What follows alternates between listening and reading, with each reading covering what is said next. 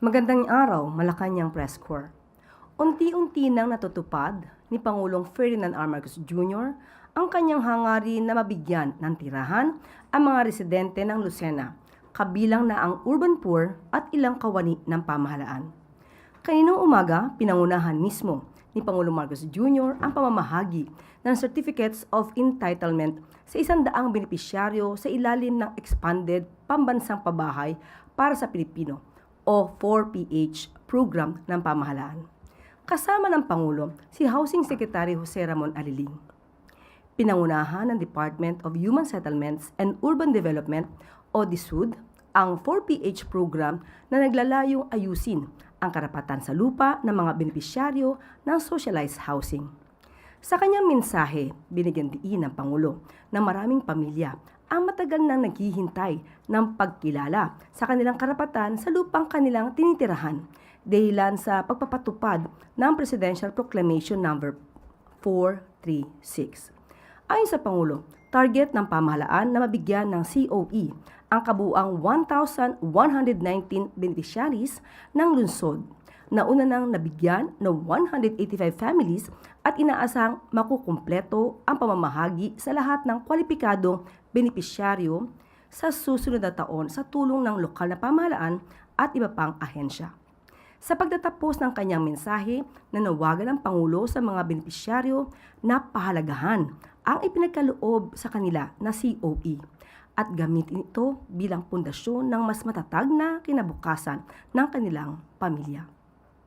Binagindiin din ng Pangulo ang kahalagahan ng pagtutulungan ng pamahalaan at komunidad sa pagpapaunlad ng bahay at buhay ng bawat Pilipino.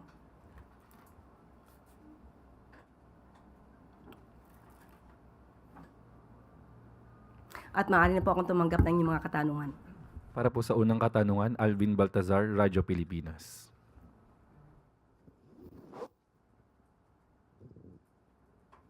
Yusek, good morning po. Yusek, inaprubahan ng Senate Impeachment Court yung hiling ng House Prosecution na maglabas ng subpoena para doon sa tax and bank records ni Vice President Sara Duterte.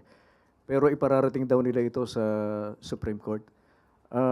Pwede bang maging moot and academic yung gagawing pagdulog sa Supreme Court noong kampo nila VP Sara? Sakalit magbigay naman ng go signal sa kabilang banda si Pangulo Marcos, nabuksan na nga yung bank tsaka tax records ng Vice President. Sa ngayon ay hypothetical yung question. Hindi natin masasabi kung magiging moot and academic. Hindi pa naman sila nagsasampa ng petition para i-question yung order ng impeachment court na umaayon na mag-issue ng subpoena para sa mga bank records, AMLAC, at sa BIR records. At sa ating pagkakaalam, ang anumang kaso na may patungkol sa mga buwis at patungkol sa mga unexplained wealth na maaaring makita or ma-substantiate ng mga records na ito ay maaaring ipatawag through a court order. Sa ngayon, ang Senado ay kumakatawan at pumapapel bilang impeachment court. At sila ang mayroong karapatan at mandato kung paano nila ipatutupad ang kanilang proseso. Follow-up question lang, Yusek. As of now ba merong update sa kung may nagpadala na ng request sa Office of the President or wala pa rin? Sa ngayon, wala pa. Pero mas nararapat po sa ating pananaw na ang impeachment court po talaga ang mag-issue ng mga order at mga subpoena, considering na ang Pangulo, ang pwesto na bilang presidente ay isa rin pong impeachable officer. At kung halimbawa sa mga susunod na taon, sa mga susunod na administrasyon ay ang Pangulo ang mai-impeach, hindi ba uutusan ng impeachment court na ilabas kung kinakailangan ang mga BIR records dahil hindi malamang sasang-ayon ang nasasakdal na Pangulo? Salamat po, Yusek. Sunod po na tanong, Maricel Halili, TV5. Gandang umaga po, Yusek. Good morning. Yusek, may we have your statement about the incident in Ayungin that China Coast Guard has assaulted a personnel of the Philippine Navy. What's the statement of Malacanang about this? Alam po natin kung ano na po ang naging statement ng Secretary ng DND, si Secretary Gibo Teodoro, pati po ang pamunuan ng AFP, at ito po ay kanilang kinukondina. Sinabi po na hindi tayo pasisiil. At pati po ang DFA ay nagbigay na rin po ng pahayag. Akin din pong babanggitin ang ibinigay nilang pahayag para po maibahagi ko sa inyo. The DFA is in coordination with the AFP regarding the details of the incident. Any act of violence against Filipino personnel is unacceptable and will merit the appropriate diplomatic action. The DFA is committed to upholding the safety and well-being of Filipino personnel in BRP Sierra Madre who are lawfully performing their duties. So yan po ang mensahe ng DFA patungkol po sa Ayungin Shoal incident. So hindi po din ninanais ng Pangulo ang ganitong mga klaseng insidente na siyang nagbibigay ng polisiya na dapat tayo ay tumugon sa mga ganitong klaseng mga insidente through a diplomatic manner. So, hindi po talaga katanggap-tanggap itong nangyayari sa pagitan po ng bansa po natin at ng China. Pero ma'am, doon po sa naging pahayag ng spokesperson ng Chinese Embassy, iba na naman yung kanilang naratibo. At sinasabi nila na ignoring repeated warnings from the Chinese side, Philippine personnel continued their provocations, deliberately stirred up trouble, and maliciously attacked Chinese law enforcement officers with paddles. Sa atin po, kung ano lang po ang mandato ng ating mga opisyal, ng ating mga Filipino personnel, yun naman po ay naaayon sa ating karapatan at naaayon sa ating batas. Kung ano po ang kanilang naratibo, ganyan po ang kanilang maaaring sabihin. Hindi po natin to saklaw. Pero ang pinaninindigan po natin, kung ano ang karapatan natin at kung anong dapat lamang gawin ng ating mga opisyal at mga Filipino personnel padating po dyan. So, sinusuportahan po natin ang mga ginagawa ng ating mga Filipino officials. But will the President consider changing our strategy when it comes to the issues with China? Kasi the Malacanang has always been saying na ang pinoproseso natin, ginagamit natin is diplomatic dialogue. But it seems that China is not listening to our position. Nandyan pa rin yung video showing Philippines as monkeys, tapos eto na naman nanakit na sila ng Philippine Navy. So is there a need for a change in strategy? Sa panahon po ngayon ay kailangan pong aralin din ng Pangulo pero hindi po nadadaan sa dahas ang anumang pakikipaglaban sa karapatan. Hindi pinag-uusapan dito ang laki ng iyong teritoryo, ang lakas ng iyong puwersa, kundi pakikipaglaban sa katotohanan at kung ano ang iyong karapatan. Follow-up question, Ivan Mayria ng GMA7. Yusek, nabanggit niyo po na may mga statement na inilabas ang Department of National Defense and as well as the Department of Foreign Affairs. But the President, ano ho yung naging reaction niya when he learned about this latest of many incidents already of provocative and aggressive actions by the Chinese side? Hindi ko po mabibigay sa inyo mismo kung anong sinabi ng Pangulo. Kung ano po ang sinabi ng ating mga opisyal, yun po ay kanyang sinusuportahan. But is there frustration, anger on his part with this latest incident? Kinukundina po niya. Kinukundina po ng Pangulo ang mga ganitong klaseng pangyayari. Salamat po. Sunod na tanong, Christian Yusores, DZMM. Good morning, Yusek. Regarding po sa SONA, ng Pangulo next week. Last year, naging malaking issue din po yung mahinang water supply and mataas na singil ng tubig sa ilang lugar. Particularly po yung mga sineserbisyohan ng prime water. Nabanggit din po ng Pangulo sa kanyang SONA speech yung pangako ng luwa na resolbahin yung issue sa mga water district at joint venture partners. May we get an update on this, Yusek? And kamusta na po yung mga residente na apektuhan ng issue and may mga napanagot din po pa doon sa palpak na serbisyo? Sa ngayon po, according to LUWA, sa utos na rin po ng Pangulo ay nagsasagawa po sila ng mga improvements sa water services. Nandiyan na po ang pag-develop ng new water sources, expansion of water networks. Pati po yung proyekto, the projects that will reduce non-revenue water for qualified water districts. Ito po yung tinitignan, yung may mga leakage, mga tagas ng tubig para hindi masayang ang tubig po.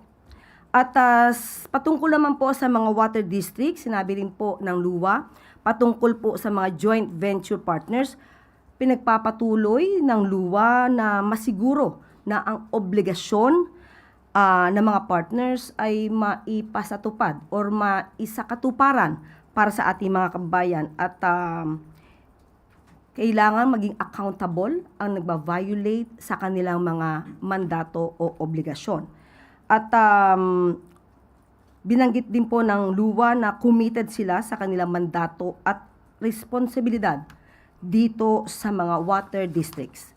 So patuloy po ang pagmomonitor at pag-e-examine po at pag-assess ng LUWA sa mga serbisyo po ng mga water districts. How about po yung doon sa naging issue sa prime water? I remember na pinatutukan po ng Presidente yung naging issues doon sa delivery ng services ng prime water. May nabanggit din po ba ang LUWA kung may development po doon, ma'am? Okay. Patungkol po sa prime water, ito po ay nabenta na, naisali na sa Crystal Bridges.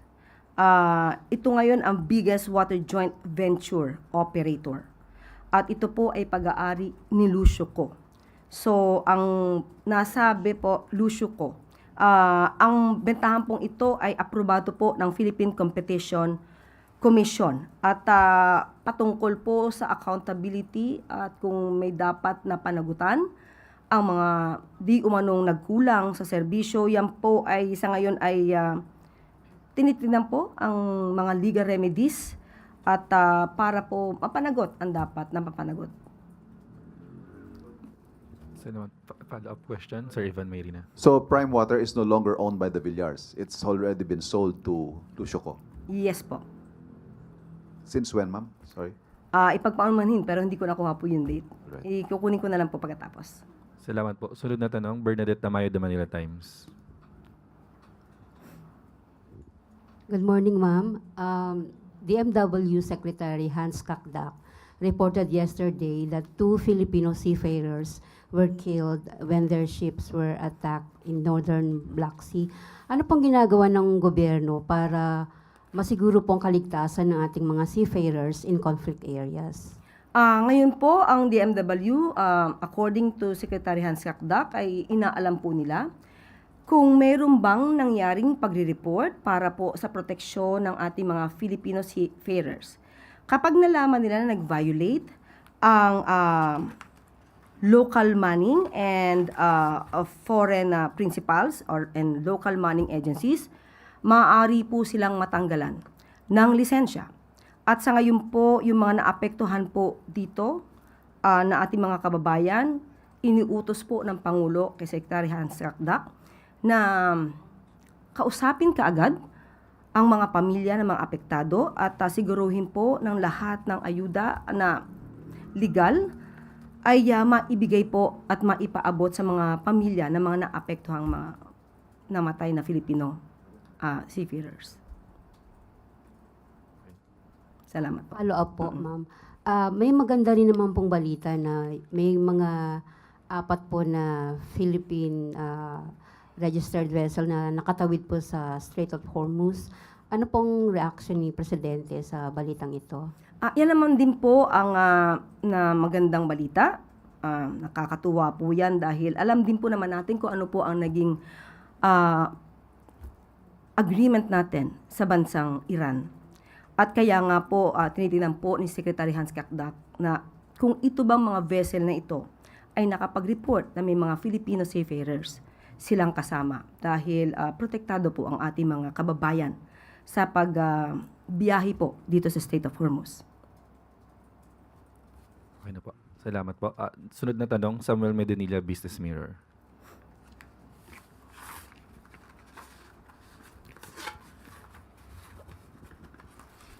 Good afternoon, ma'am.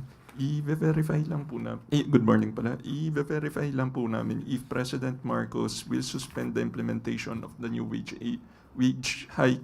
order in NCR po.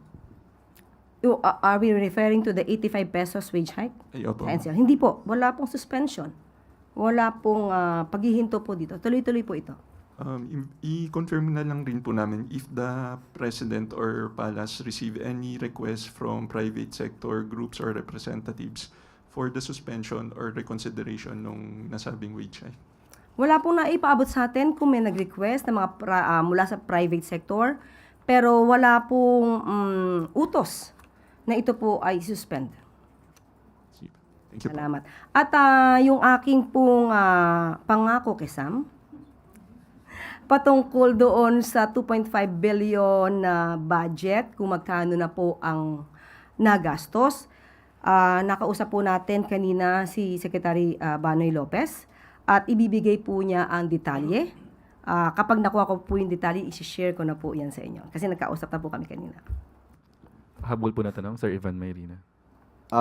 Ma'am, what is the official word on former Congressman Joey Salceda? Has he been appointed PLLO chief?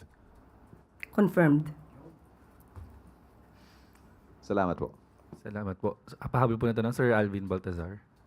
Yes. Ano po ang tanong? Dumako na po tayo ngayon sa regional media.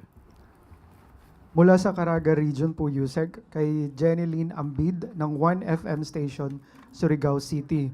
Sa ilalim ng RA 12253, nangako ang presidente na hindi sasakripisyo ang kalikasan para sa pagmimina. Gayunpaman, nakararanas ngayon ang Surigao del Norte, lalong-lalo na ang Surigao City ng malubhang kakapusan sa tubig at siltation ng mga watershed dahil sa mga irresponsableng minahan. Paano gagamitin ng inyong administrasyon ang mga bagong audit at oversight framework upang agarang panagutin ang mga kumpanyang ito at maibalik ang malinis na tubig sa komunidad? Mas nanaisin po natin sana kung meron pong pinagbabatayan at ebidensya ang nagtatanong para po mas maganda na magkaroon ng tamang pag-iimbestiga. Dahil ayon po mismo kay Secretary Cuna ng DNR, hindi po lumalabas ang ganyang balita at hindi lumalabas sa records na mayroon pong pananamantala at pang-aabuso patungkol po sa mining. According to DNR, batay sa kasalukuyang talaan at resulta ng Environmental Monitoring ng Mines and Geosciences Bureau Regional Office number 13, walang ebidensyang nagpapatunay na ang nararanasang kakulangan sa supply ng tubig sa Surigao City ay dulot ng anumang mining operation sa Surigao del Norte. Gayun din, wala ring naitalang siltation ng mga watershed sa Surigao del Norte na napatunayang bunga ng mga aktibidad sa pagmimina.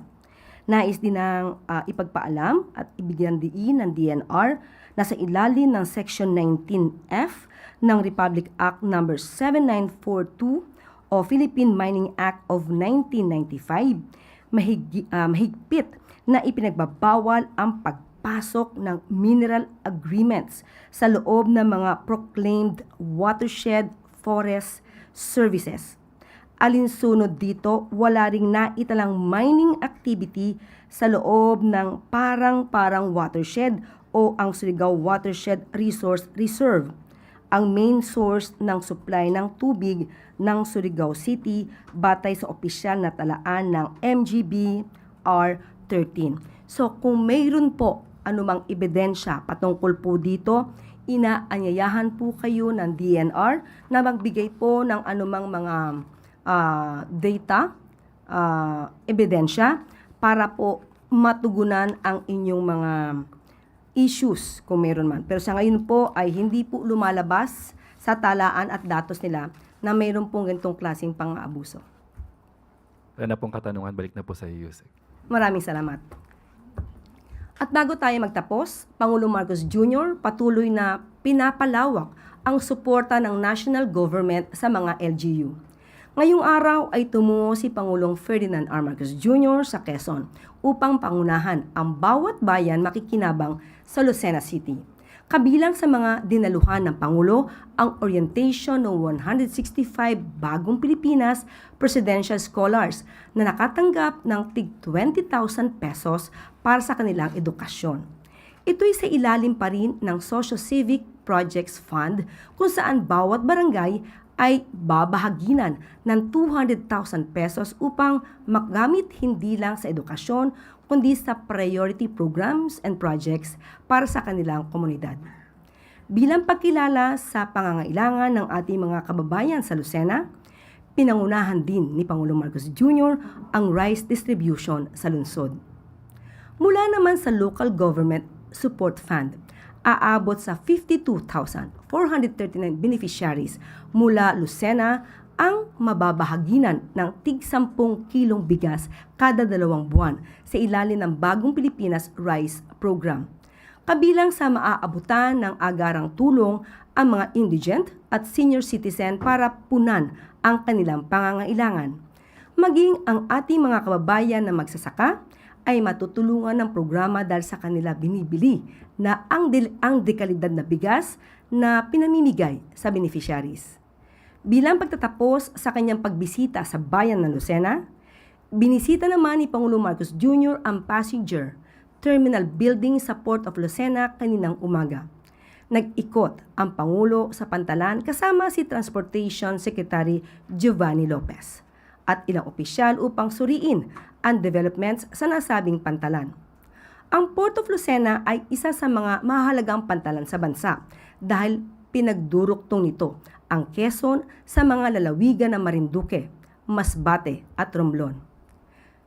Nagiging abala rin ito tuwing dumaragsa ang mga pasahero kaya minarapat ng Pangulo na ipag-utos sa DOTR na gawing moderno ang ating mga pantalan at tiyakin na kayang tugunan ang ating infrastructure projects ang pagtaas ng bilang ng mga pasahero.